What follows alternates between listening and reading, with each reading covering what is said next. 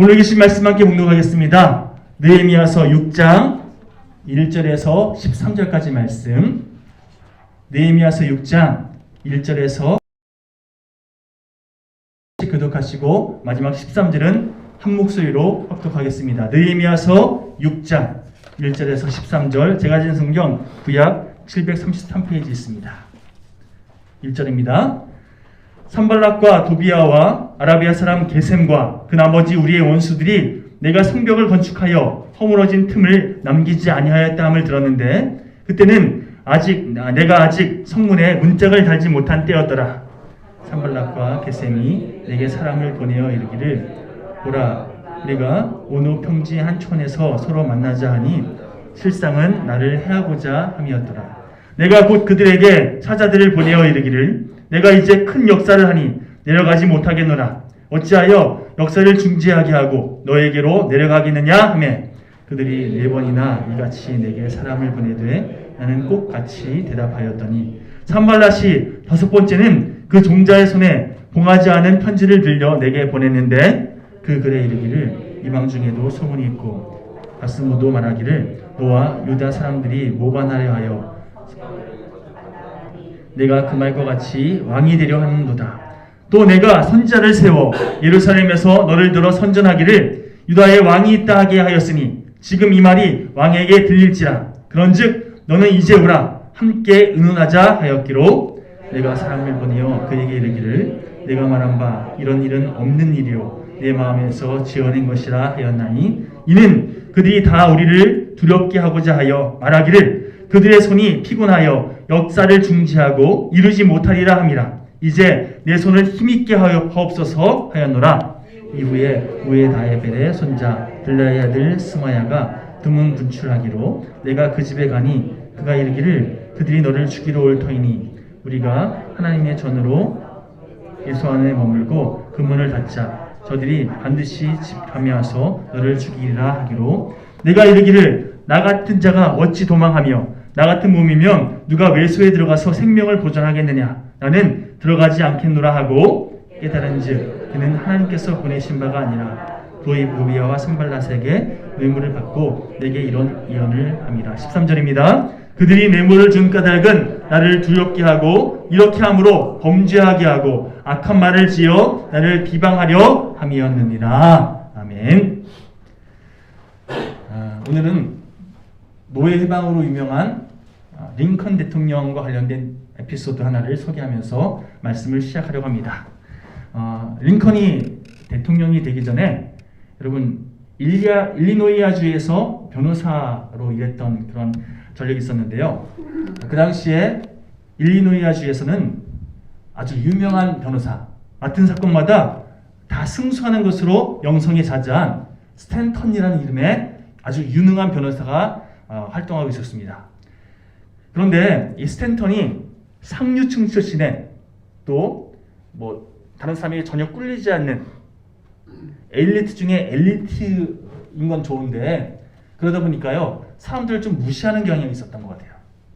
그래서 소위 촌뜨기에 요즘 젊은이들 표현을 빌자면 듣보잡 출신, 듣지도 보지도 못했던 그런 아주 별로 스펙이 좋지 않은 가난뱅이에 불과했던 이 링컨을 가만 지켜보니까 이게 별로 인정 못할 만한 그런 이력이 있거든요. 그러니까 아주 대놓고 무시했다는 겁니다. 심지어 당시에는 스탠턴이 변호사로서 아주 거물, 명성이 자자한 또 영향력이 있는 소위 기득권을 가진 그런 부류였기 때문에 공식적인 자리에서 스탠턴이요 켄터키 출신의 뜨내기, 깡마르고 무식한 덩치 큰 긴팔 원숭이라고 링컨을 아주 대놓고 창피해줬나 봐요.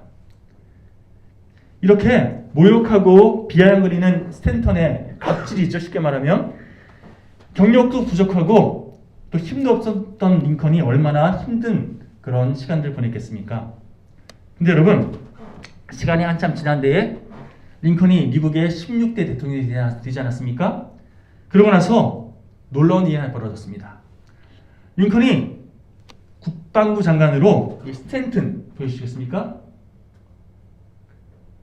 이 사람을 국방부 장관으로 천거한 거예요.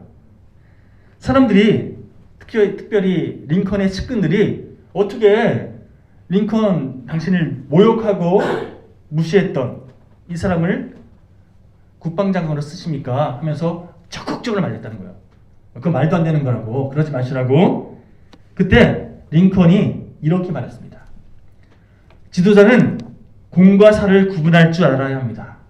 물론 센터는 나를 무시했고 나를 깔봤지만 그러나 국방장관으로서는 그가 적임자입니다. 나는 수백 번 무시당한다 할지라도 괜찮습니다. 그 사람이 국방장관이 되어서 훌륭하게 일을 수행하기만 하면 뭐가 문제가 되겠습니까?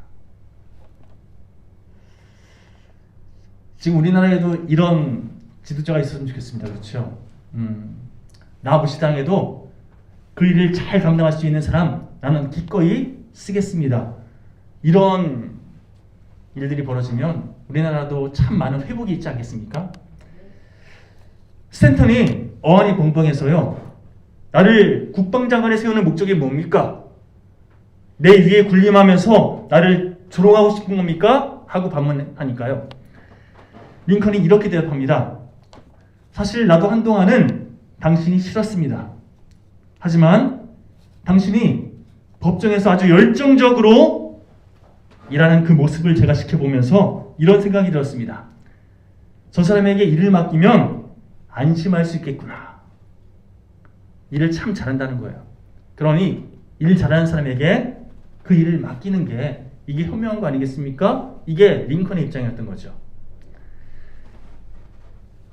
스피너가 이렇게 계속 이야기합니다.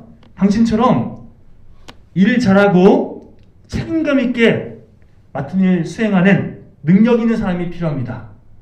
나와 함께 이 나라를 위해서 헌신해 주십시오. 그 이후에 뭐 한동안은 막 어그러지면서 계속해서 스탠들이 막 들이받고 막 이런 일들이 있었던 모양인데, 그런데 시간이 계속 지난 이후에는요, 링컨이 말한 것처럼 스탠턴이 정말 자기가 맡은 일은 잘 해내는, 그래서 남북전쟁이 벌어질 당시에는 스탠턴으로 인해서 남북전쟁에 활로가 열리는 그런 시간들이 일어났다는 거죠. 나중에 링컨이 암살당했을 때 가장 먼저 달려가서 링컨을 추모한 사람이 바로 이 스탠턴이에요. 스탠턴이 링컨을 이렇게 얘기합니다. 링컨은 사람을 변화시키는 능력이 있습니다. 그는 이 시대의 가장 위대한 지도자였습니다. 링컨이 자기의 감정대로 반응하지 않고요. 한번 생각해 보십시오. 자기를 무시하고 깔아뭉개는 정말 이 스탠턴의 모습 얼마나 보기 싫었겠어요. 얼마나 미웠겠습니까? 그런데 불구하고 믿어주고 포용하고 그렇게 맡은 일에 대해서 신뢰하면서 맡기는 이런 일들이 계속 진행되다 보니까요. 결국 자신의 적대자잖아요. 그렇죠? 자신의 적대자까지도 오히려 동역자로서 가장 신뢰할 만한 측근으로서 그렇게 관계 회복이 일어났다는 겁니다. 여러분, 우리들은요, 가만 보면 내 마음에 드는 사람, 또 나를 편하게 해준 사람만 가까이 하려 드는 그런 성향이 있습니다. 반면에 나를 힘들게 하고 나를 불편하게 하는 사람, 또 내 마음에 들지 않는 사람들은 함부로 대하거나 또 성의 없이 대하는 그런 특징이 있죠. 내가 기준되면요, 이렇게 내가 편하면 가까이 하고 내가 불편하면 멀리하는 그런 삶의 선택을 하기 마련이라는 겁니다. 내가 기준되면요, 나에게 좋은 사람, 나에게 해로운 사람, 이렇게 기준 삼아서 사람들을 내 감정대로, 내 생각대로 대하게 돼 있다는 것이죠. 이번 주간에 말씀을 묵상하면서 하나님께서 저에게 다시 한번 이런 마음을 부어주셨습니다. 너를 기준 삼지 말라고. 너에게 도움되는 사람, 너를 편하게 해준 사람, 너에게 유익한 사람, 그런 사람만 바라보지 말고 나를 기준 삼으라. 하나님을 기준 삼아서 하나님께서 나에게 왜 그 사람을 허락하셨는지 깨달으라고. 하나님께서 왜 그 사람을 나에게 붙여주시는지, 그 영혼을 나에게 왜 맡기셨는지 다르게 분별하라고. 내가 기준되는 것이 아니라 하나님이 기준되는 삶. 그래서 합력하여 선을 이루는 하나님의 복된 자녀로 살길 원한다고 주님께서 계속해서 말씀하시더라고요. 사마천이 쓴 사기를 보면요, 계명우기라는 편에 보면 네 가지의 우정에 대해서 소개합니다. 저구, 일우, 미루, 외우. 간단히 설명드리면, 이익을 쫓아서 나쁜 일 생기면 책임을 떠넘기는 친구가 바로 저구예요. 사회생활하면서 만나는 사람들이 대부분 이런 저구 관계겠죠. 나에게 이런 것만 추구하고, 아유, 나에게 별로 해로우면 책임을 막 떠넘기는 그런 관계성. 이루는요, 즐거운 일을 함께 나누는, 좋은 일이 있을 때 함께 어울리는 그런 친구를 바로 이루라고 얘기합니다. 대부분 우리가 친구라고 생각하는 그런 대부분의 사람들이 바로 이 이루에 포함되어 있어요. 내가 좋을 때 나랑 함께 어울려주는 그런 관계성. 가만 보면 우리들은요, 이 이루까지를 사람과의 관계성 속에 추구할 때가 참 많습니다. 또 다른 사람들에게 이 이루까지 접근할 때가 참 많아요. 좋을 때만 그냥 함께 으쌰으쌰하고, 그렇지 않으면 별로 잘 안 어울리는 그런 관계성.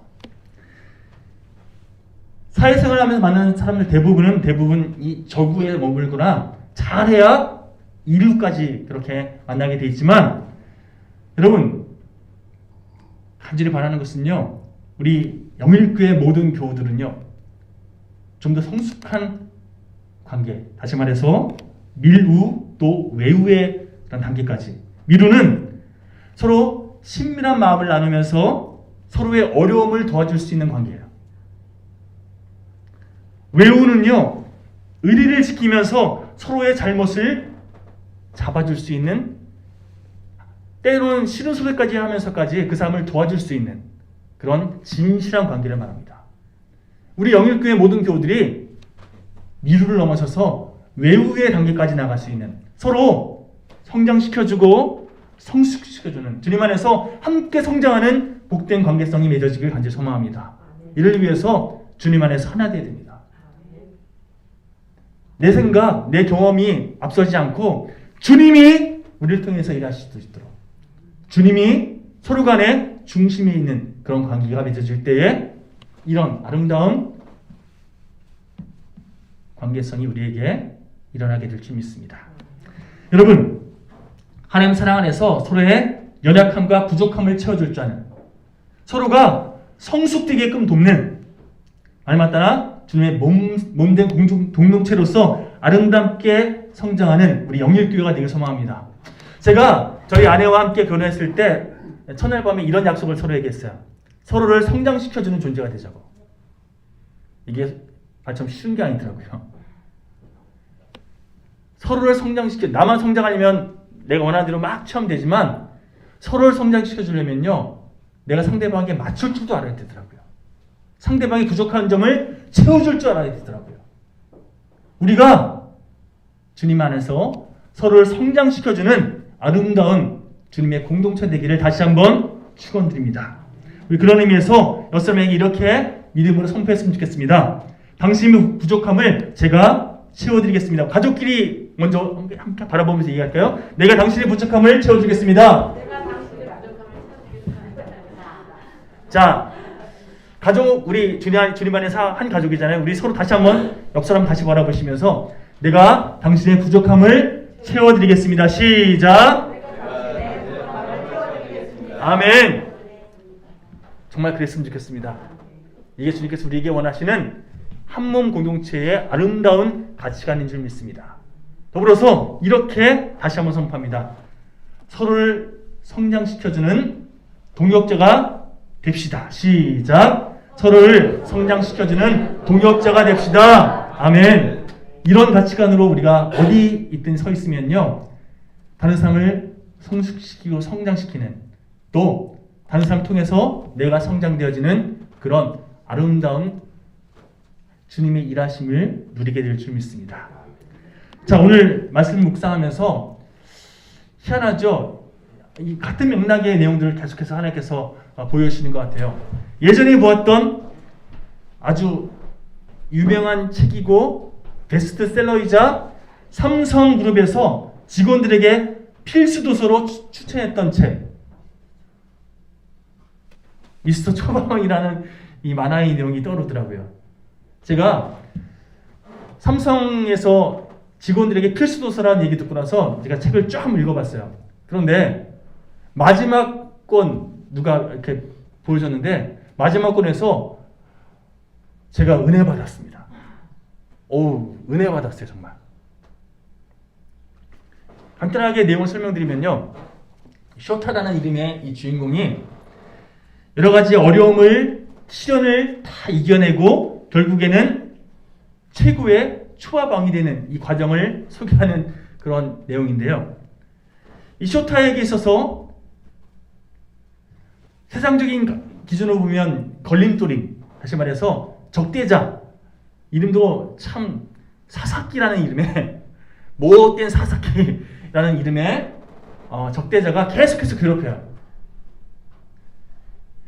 말 그대로 쇼타의 아버지 가게를 무너뜨리고 잊을만하면 나타나서 아주 못된 행동을 하는 이런 사사키의 방해. 오늘 본문에서 소개하고 있는 느헤미야를 계속 괴롭히는 산발락과 도비아 같은 존재가 이 사사키라는 그런 이름으로 등장합니다. 주인공의 어머니는요, 사사키 집안의 농락 때문에 정말 안타깝게 억울하게 돌아가셨어요. 그리고 그 이후로도 여러 가지 힘든 어려움을 이 사사키 때문에 겪게 되는 이 과정들이 쭉 펼쳐지는데, 뭐 한마디로 우리 그런 표현 쓰잖아요. 고구마 100개 먹은 듯한 답답함. 계속해서 그런 과정들이 펼쳐지다가 그럼에도 불구하고 그 모든 역경들을 이겨내는 주인공의 일대기. 결국에는 일본에서 열리는 전국 초밥 요리사 경연대회에서 우승하게 되고, 그래서 고향에 돌아오게 되는데요. 그러면 모든 사람들이 와서 축하해 주는데 역시나 사사키가 딱 등장해서는 너 여기 먹을 만한 거 있으면 내놔봐 이러면서 조롱해요. 한마디로 너 잘났다, 잘 나가니까 좋냐 이러면서 막 계속 비꼬고 조롱하고 막 이렇게 쉽게 말하면 깽판을 치는 이런 장면이 쭉 펼쳐지는데요. 그런데 여러분, 제가 왜 은혜 받았냐면요, 이 원수 같은 사사키라는 이 적대자를 손님으로 대접합니다. 그러면서 이 초밥 너에게 꼭 먹여주고 싶었다고, 그러면서 아주 정성스럽게 가장 맛있는 초밥을 만들어서 내밀더라는 거예요. 적대자가 얘기하죠. 내가 너를 그렇게 괴롭히고 너를 힘들게 했는데 너 나 안 미워? 주인공이 미웠다고. 정말 너무 미웠다고. 그런데 포기하고 싶을 때마다 너를 떠올리면서 초밥을 만들었다. 내가 이렇게 사명을 이룰 수 있도록 도와준 견인차가 바로 너였다고 얘기하는 거예요.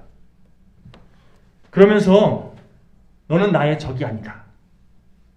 네가 나를 힘들게 하지 않았으면 나는 초밥왕이 될 수 없었어. 네가 나에게 비록 못되게 굴었지만 나는 지금 이르러서 너에게 고맙다는 생각을 한다. 이러면서 초밥을 내밀어요. 여러분, 이 다음 장면이요, 착한 것도 정도 것이지 네가 무슨 예수님이냐? 라는 대사가 나와요. 여러분, 그리스도인으로서 이런 이야기 우리 좀 들어봐야 되지 않겠습니까? 네가 무슨 예수님이냐? 이런 얘기 좀 들어봐야죠. 만화책에서 이런 대사가 나와요. 그런데 그 이후에 정말 그 맛있는 가장 정성스럽게 만든 초밥을 먹고 나서 그 적대자 사사키가 눈물을 막 쏟으면서 미안했다고 회개하는 장면으로 쫙 이야기가 마무리됩니다. 제가 왜 은혜 받았는지 대충 흐름을 아시겠죠? 여러분, 그리스도인이 이런 삶의 모습으로 이 땅 가운데 살아가야 되지 않겠습니까? 적대자의 그 악행을 오히려 포용하고 믿음의 발판으로 삼아서 주님 안에서 성장하는 기회가 되는, 나중에는 그 적대자까지도 품을 수 있는 그런 주님의 마음을 우리가 매 순간 품고 살아가는 인생, 이것이 저와 여러분들의 삶의 모습이 되길 소망합니다. 이것이 이 땅에 살아가는 모든 그리스도인의 믿음 생활이 되길 소망합니다. 누가 승자입니까? 용서하는 사람이, 끝까지 참아내는 사람이, 완수하는 사람이 진정한 승리자입니다. 주님 안에 거할 때, 주님의 마음을 품을 때 비로소 이 승리가 우리에게 가능함을 믿으시기 바랍니다. 여러분, 혹시라도 여러분들이 힘들게 하는 사람이 있을 때, 특히나 직장생활 하면요, 어쨌든 남의 돈을 버는 그런 과정이잖아요.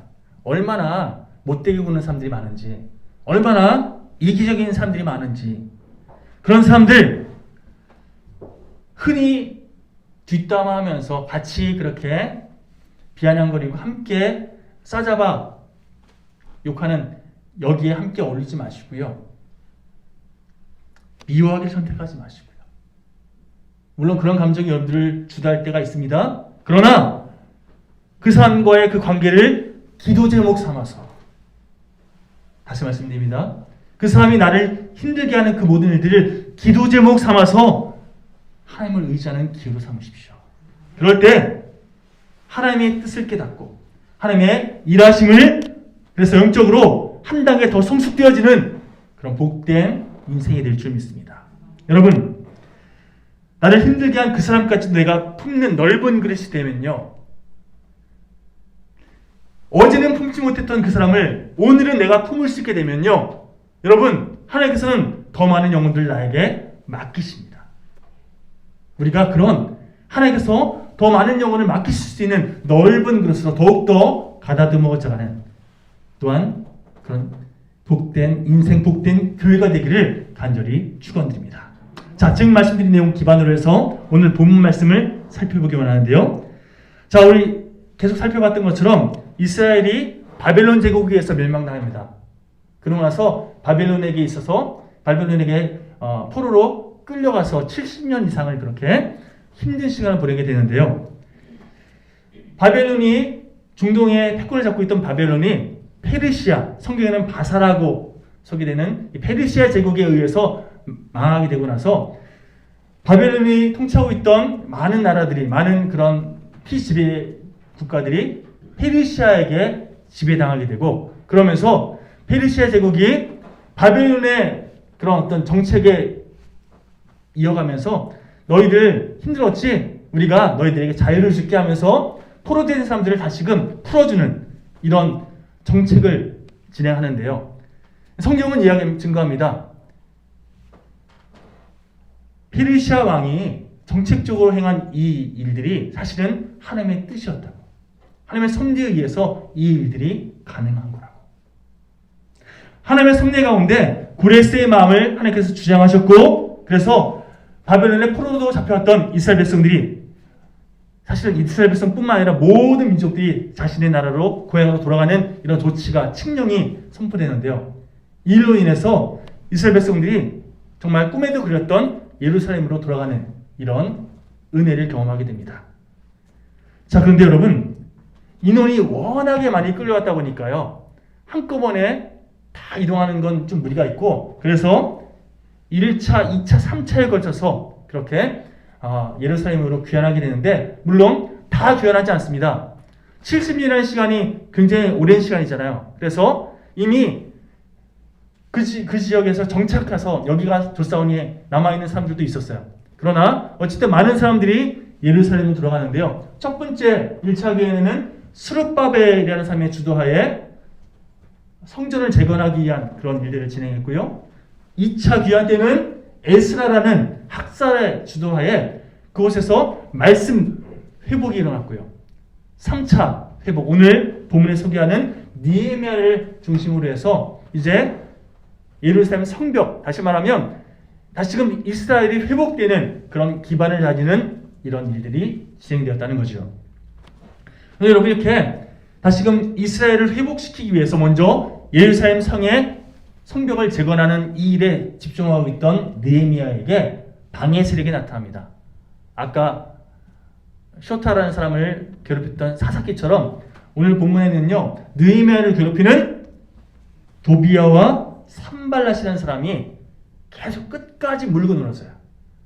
자, 이 산발랏, 도비야가 어떤 사람인지 좀 먼저 살펴볼 필요가 있지 않겠습니까? 우리 본문 10절 말씀 함께 읽어볼까요? 10절 넘겨주시겠습니까? 시작! 호론 사람 산발랏과 종이었던 암몬 사람 도비야가 이스라엘 자손을 흥황하게 하려는 사람이 왔다함을 듣고 심히 근심하더라. 자, 호론이라는 지역은요, 예루살렘 북쪽 베토론이라는 도시의 산발랏이라는 도시, 다시 말하면 사마리아 지역이에요.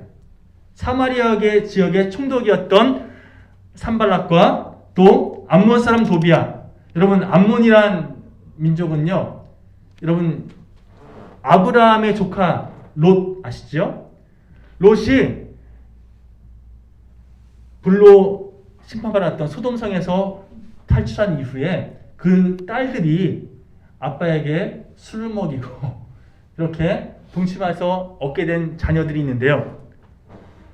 한 명은 암몬의 시조가 되었고 또 한 명은 모압의 시조가 됩니다.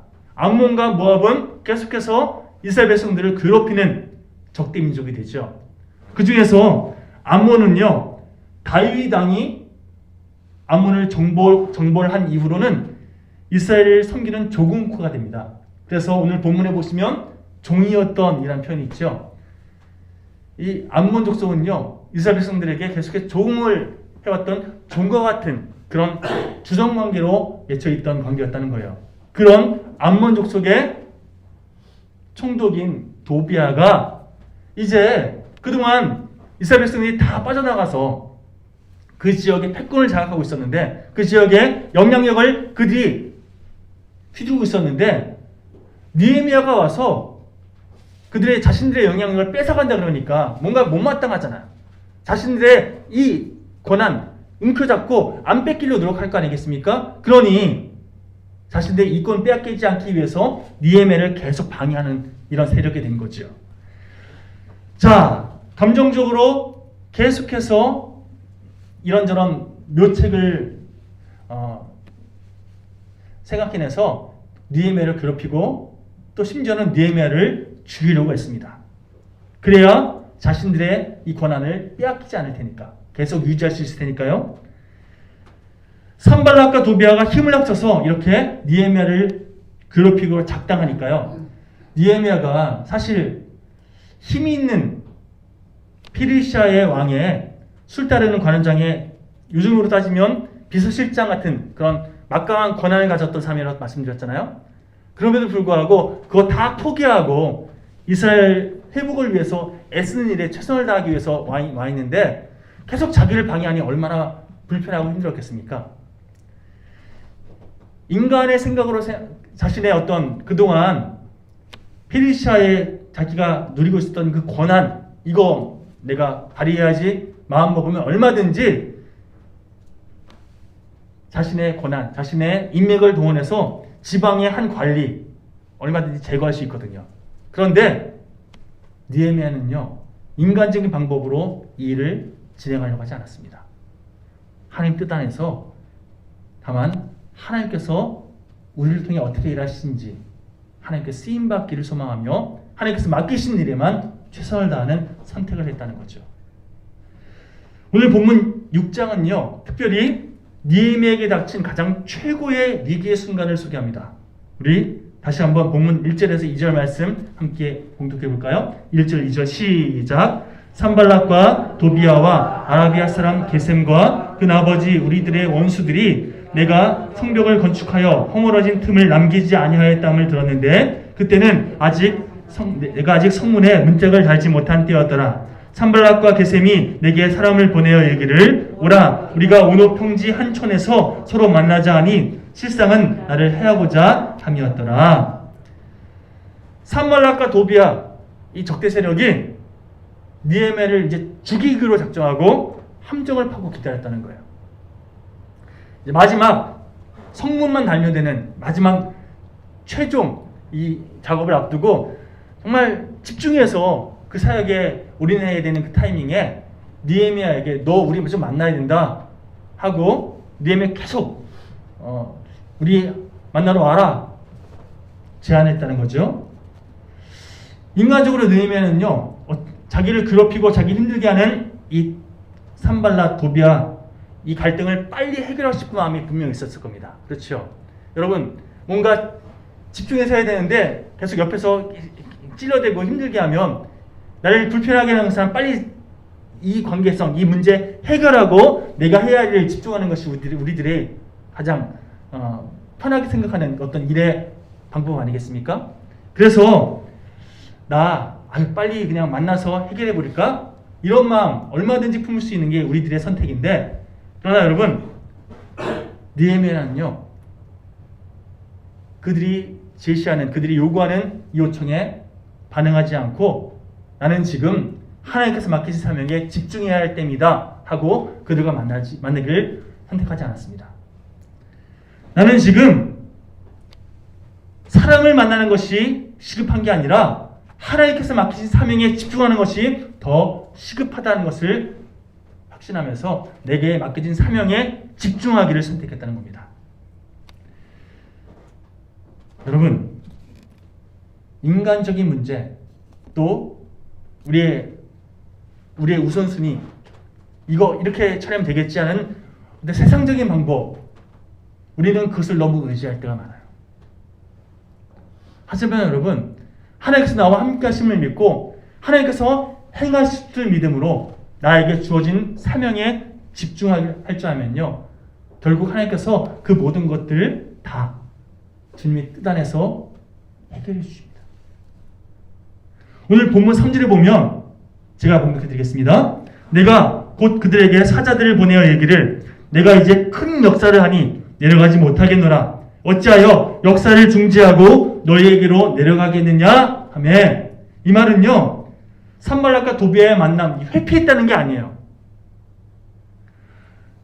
예루살렘 성벽을 재건하기 위해서 애쓴 이 목적은요 내가 어떤 업적을 달성해서 내가 어떤 성취감을 얻기 위한 이 열심이 아니라 성전 재건을 통해서 하나님 나라가 빨리 회복될 수 있도록 그래서 하나님께서 이 땅 가운데 일하실 수 있도록 내가 최선을 다해서 이스라엘 백성들이 하나님 백성답게 살아갈 수 있는 터전을 구축하기 위한 하나님께서 맡긴 사명 감당하는 과정인데 그러면 다른 것 말고 이 일에 최선을 다해 집중해야겠다 이렇게 결단하고 하나님께서 맡기신 사명에만 집중하기를 결단했다는 겁니다. 한마디로 영적인 우선순위를 바르게 정한 거예요. 자신의 상황, 자신을 불편하게 한 여러 관계성들은 하나님께 맡겨드리고 나는 다만 사명에만 집중하겠다. 이게 느헤미야의 결정이었어요. 느헤미야가 이렇듯 우선순위를 바르게 정하고 주어진 사명에 집중하니까요. 자신들이 파놓은 함정에 걸리지 않았잖아요. 요청대로 느헤미야가 나왔으면 매복한 사람들을 통해서 느헤미야를 죽일 생각이었는데 느헤미야가 걸려들지 않으니까 마지막 5번째 다음 카드를 내밉니다. 한마디로 악소문을 퍼뜨려서 느헤미야 숨통을 조여온 거죠. 느헤미야가 지금 모반을 꾸민다더라. 왕을 새롭게 선출해서 이 지역의 패권을 장악하려고 든다더라. 이렇게 헛소문을 퍼뜨린 거예요. 이런 악소문은요 느헤미야에게 있어서 아주 치명적인 소문입니다. 왜냐하면 페르시아 왕이 혹시라도 그 소문을 오해해서 군대를 보내기로 하면 그동안 열심을 다해서 쌓아왔던 회복했던 이 모든 일들이 헛수고가 되는 거잖아요. 더군다나 자신의 목숨까지도 장담할 수 없는 믿었던 사람이 배신하면요 더 끝까지 밟는 것이 그 당시의 정치 성향 아닙니까? 혹시라도 페르시아 왕이 자신을 오해해서 자신을 처단하면 이거 모든 것을 다 놓치는 그런 암담한 상황이 펼쳐지는 거잖아요.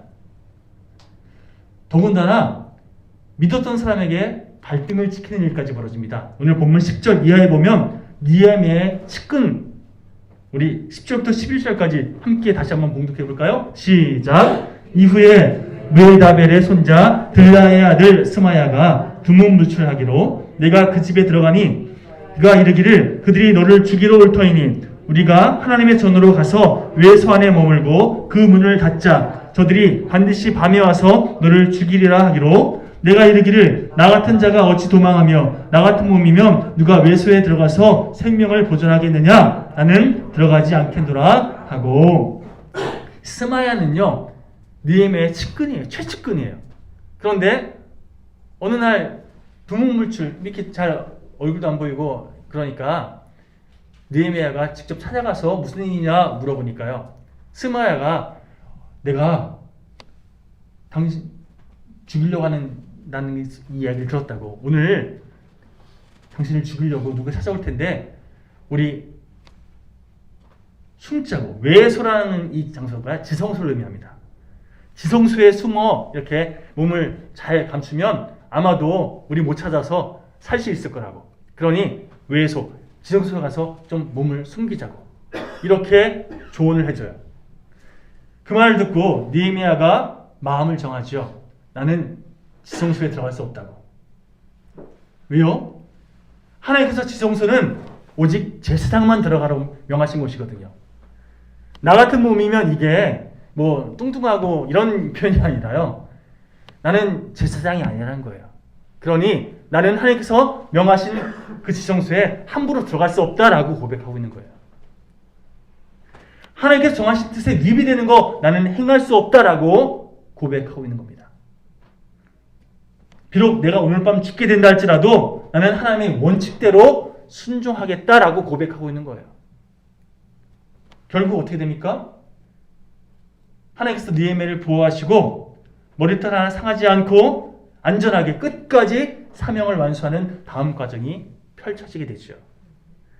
나중에 느헤미야가 그때를 돌이키면서 스마야가 나에게 그런 조언해 준 거 나를 위해서가 아니라 사실은 산발랏에게 뒷돈을 받고 나를 걸려 넘어지게 하기 위해서 한 그런 말이었구나.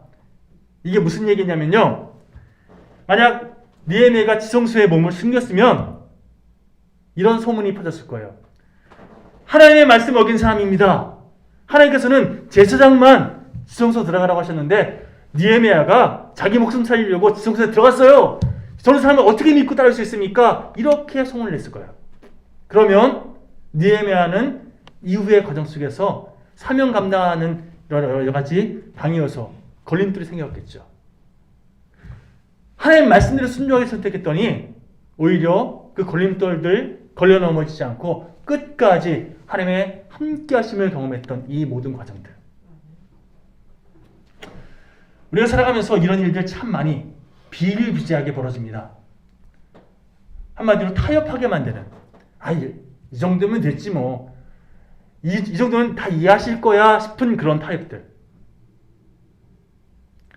내 일속 때문에 혹은 나의 뜻과 다르다고 나를 반대하는, 나를 힘들게 하는 그런 세력의 방해 우리가 경험할 때도 있고요. 혹은 믿었던 사람의 배신을 경험하게 될 수도 있습니다. 여러분 그럴 때 낙심하고 속상해하고 억울해하고 이 감정의 노예가 되지 마십시오. 오히려 그 상황 속에서 더욱 하나님의 뜻이 무엇인지, 하나님께서 나에게 무엇을 원하시는지 믿음으로 분별할 때 여러분 주님의 은혜, 주님의 일하심을 우리가 누리게 될 줄 믿습니다. 여러분 오늘 본문을 통해서 느헤미야의 선택을 통해서 주님께서 우리에게 말씀하십니다. 상황을 두려워하지 말고 환경에 짓눌리지 말고 다만 하나님만 의지하게 선택하라고.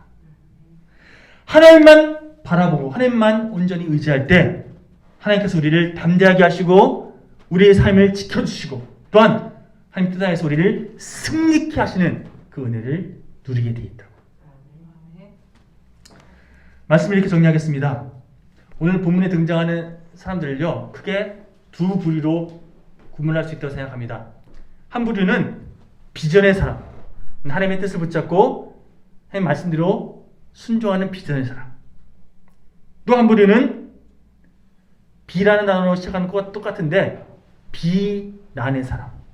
다른 사람들을 비난하고 자기 일속을 위해서 그렇게 머리를 굴리는 비난의 사람. 말씀을 준비하면서 저 스스로에게 질문을 받습니다. 나는 어떤 부류인가? 하나님의 비전 붙잡고 하나님의 뜻을 이루기 위해서 최선을 다하는 비전의 사람이라고 저 스스로 생각했는데, 여러분, 말씀을 계속 묵상하면서 하나님께서 아니라고 말씀하십니다. 물론 저는요, 산발락과 도비아처럼 무슨 악행을 저지르거나 무슨 꿍꿍이를 모색하는 그런 사람은 아닙니다. 그러나 너무나 많은 순간 내 기준 붙잡고 내 감정대로 판단하고 선택하는, 또 다른 사람을 그렇게 쉽게 정죄할 때가 많은 그런 저의 연약함을 하나님께서 깨닫게 하시더라고요. 결혼하기 전에 저희 아내가 저의 장점에 대해서 이런 얘기해 준 적이 있습니다. 저에게 두 가지 장점이 있대요. 열정적으로 예배드리는, 아까도 찬양하면서 막 제가 막 하다가 또 쓰러뜨렸잖아요. 그렇죠? 제가 찬양하면 그냥 제가 좋아하는 한 선배 목사님이 저에게 사슴같이 뛴다고 막 얘기할 정도로 막 열정적으로 예배하고 찬양했던 그런 모습이 있었거든요.